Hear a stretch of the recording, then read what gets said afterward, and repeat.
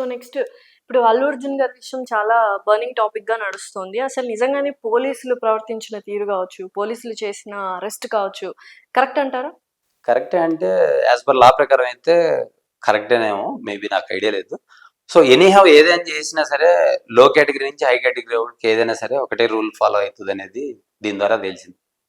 అందరూ స్టేటస్ లో పెడతా ఉన్నారు, నా సొంత తెలివితేటలతో నేను చెప్పట్లేదు.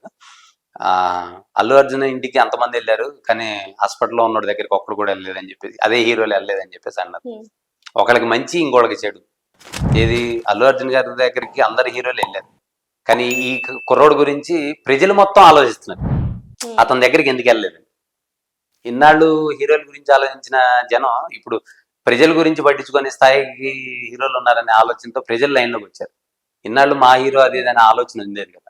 సో అదంతా కంట్రోల్ అయ్యి ఇప్పుడు ప్రజల్లో ఆలోచన పెరిగింది అనుకునే. ఒక హీరోకి భజన చేయాల్సినంత అవసరం లేదు.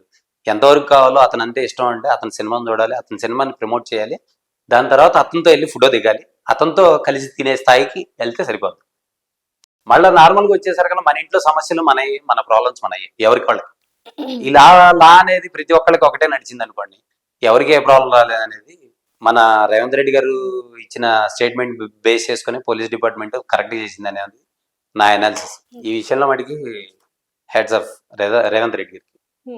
ఎందుకంటే వాళ్ళ డ్యూటీస్ వాళ్ళు చేసుకోమని చెప్పేసి చెప్పారు కాబట్టి రేవంత్ రెడ్డి గారు చేయబట్టే కదా వీళ్ళు ఇలా చేయాల్సి వచ్చింది. మరి చాలా తొక్కిసలాటలో చాలా మంది చనిపోయినారు కదా, దానికి కారణమైన అంటే ఆంధ్ర గురించి తెలంగాణ గురించి, ఆంధ్ర గురించైనా తెలంగాణ గురించైనా ఎవరి గురించైనా ఇక్కడ లా అనేది అందరికీ ఒకటే ఉంటది కదా. ఉంటదండి, కానీ ఆ రోజు కూడా ఏంటంటే ఇక్కడ ఏంటంటే వెళ్ళి కేసు పెట్టారు, అక్కడ ఏంటంటే ఎవరు కేసు పెట్టలేదు. ఈ చిన్న లాజిక్ ఎవరికి తెలియదు. ఇక్కడ ఎవరు కేసు పెట్టారు? ఎవరు కేసు పెట్టారు, విత్డ్రాల్ చేసుకుంటాను ఆయనే స్టేట్మెంట్ వచ్చారు కదా వాళ్ళ నాన్నగారు, బయటకు వచ్చి స్టేట్మెంట్ అనేది నేను విత్డ్రాల్ చేసుకుంటాను అని చెప్పేసి. సో కానీ అంతకుముందు జరిగిన తొక్కిసలాటలో ఎవరు కూడా మా నష్టపరిహారం ఎప్పుడైతే వచ్చిందో ఆటోమేటిక్ జనాలు ఆగిపోతున్నారు. మాకు ఇంకో తప్ప జరగకుండా ఉండాలి అని అంటే ఈ చెప్పాను కదా, ఈ గవర్నమెంట్ ఎంప్లాయీస్ అనేవాళ్ళు సార్ అని బిజీ షెడ్యూల్లోనే ప్లానింగ్ చేస్తూ ఉంటారు తప్ప ఒక 5 నిమిషాలు కూడా టైం వాళ్ళకి అవకాశం దొరకదు. దానివల్ల ఇలాంటి ప్రాబ్లమ్స్ అన్ని క్రియేట్ అవుతూ ఉంటాయి. ఈ ప్రాబ్లమ్స్ అన్ని క్రియేట్ అవ్వకుండా ఉండాలి అంటే రాజకీయ నాయకులే ఒక గంట ఒక వారం రోజుల ముందలే దాని షెడ్యూల్ అన్ని కరెక్ట్గా చేసి జనాల్ని మొబిలైజ్ చేయాలి.